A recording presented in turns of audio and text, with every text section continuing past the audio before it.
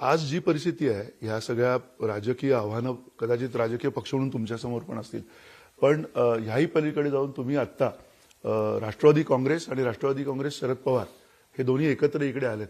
हे आता असं समजायचं आम्ही की तुम्ही हा पक्ष म्हणून सुद्धा तुम्ही येणाऱ्या काळामध्ये राजकीयदृष्ट्या सुद्धा एकत्र येणार आहात.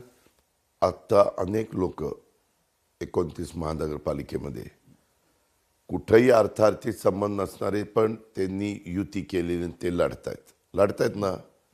तुम्हालाही माहिती आहे की कुठं कुठं काय काय झालंय. लढत असले म्हणजे काय ते पुढं एकत्र येणारे असा अर्थ निघू शकत नाही किंवा येणारच नाही असाही अर्थ निघू शकत नाही. राजकारणात उद्या कुठं काय होणार आहे ते सांगायला आपण काही ज्योतिषी नाहीये.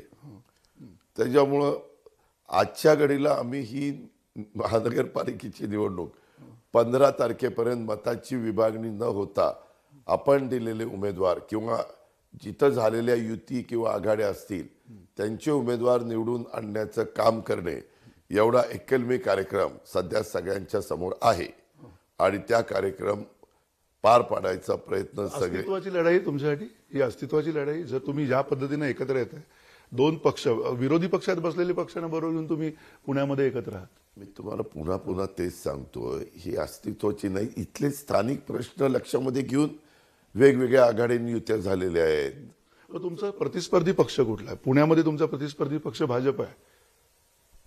ज्या ठिकाणी जे रुलिंगला होते त्यांच्या विरोधात जे लढतात ते एकमेकाचे विरोधी, तिथल्या स्थानिक लोकल काम ह्याच्या कारण. तुम्हाला असं वाटत नाही त्याच्यामुळे काहीतरी कटुता येईल पुढे, नंतर राज्यामध्ये कटुता येईल असं तुम्हाला वाटत नाही? काही येऊ शकत नाही. जर सगळ्यांनी हे समंजसपणाने घेतलं तर काही येऊ शकत नाही.